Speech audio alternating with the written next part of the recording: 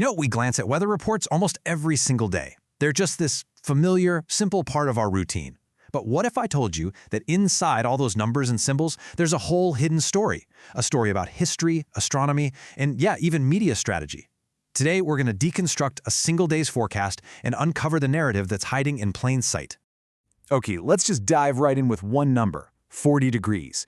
By itself, it's just data. But for March 16th, in a place called Heavener, Oklahoma, what does this number actually tell us? Is that warm? Is it cold? Is it average? This single number, believe it or not, is the first clue in our whole investigation.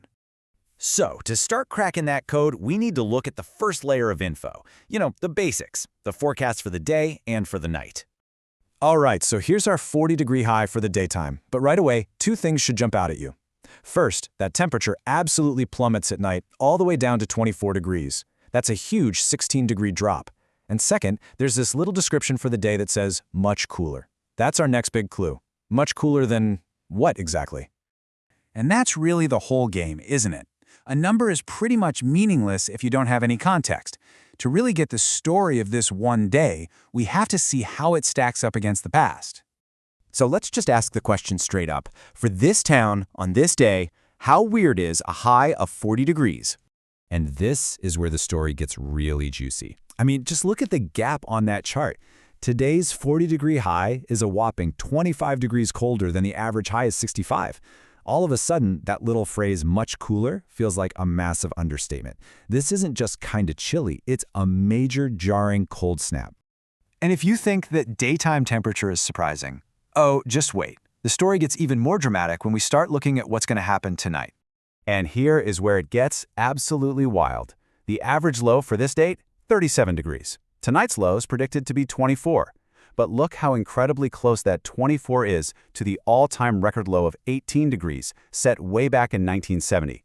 This is exactly why the forecast says near record low temperatures. This isn't just cold, it's historically cold.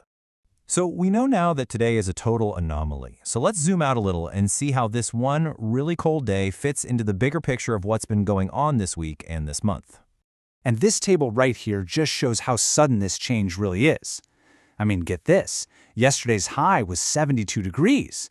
In the last week, the temperature hit 80. For the month, it's been as high as 81. Can you imagine going from beautiful, spring-like 70s and 80s all the way down to a high of 40? That's some serious weather whiplash. But the data also tells us that this cold snap is really just a blip on the radar. The overall trend is undeniable. The average high for March is 65, and that jumps to 74 in April, and then all the way up to 81 in May. So, the bigger story here is that today is a pretty harsh, but very temporary, detour from a steady, predictable warming trend. But a modern weather report tells more than one story. It's not just about the sometimes chaotic world of meteorology. It also tells the totally predictable, reliable story of astronomy. Now check this out. Sunrise is at 7:27 in the morning, and sunset is at 7:26 in the evening. That is almost exactly 12 hours of daylight. It's a perfect astronomical signal that we are right on the edge of the spring equinox. So while the temperature is telling a story of extremes, the sun is telling a story of perfect balance. The report also tells us the moon phase, a waning crescent. Sounds kind of mystical, right? But it just means it's that very last thin sliver of the moon that you can see in the sky right before it becomes a new moon. It's only visible for a little while just before the sun comes up. Okay, for the final chapter in this whole story, let's pull back one more layer. Because this webpage isn't just giving us data, it's trying to create a destination. What we have to realize is that the core forecast, the thing we've been decoding this whole time, is really the centerpiece of a much bigger content strategy. It's the reason you show up, but it's definitely not the only thing they want you to see. And you can see that whole strategy in action right here. Just look at all the other stuff they have on the same page.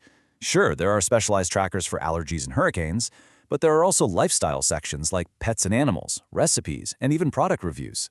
They're leveraging our daily need for a weather forecast to build an entire media platform.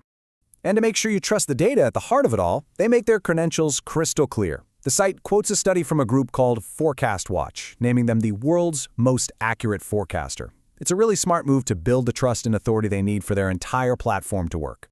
So, from one simple weather report, we found a story about a dramatic, near-record cold snap, the cosmic balance of the coming spring, and a huge media strategy. It really makes you wonder, doesn't it? What kind of story is hidden in the data that you see every day?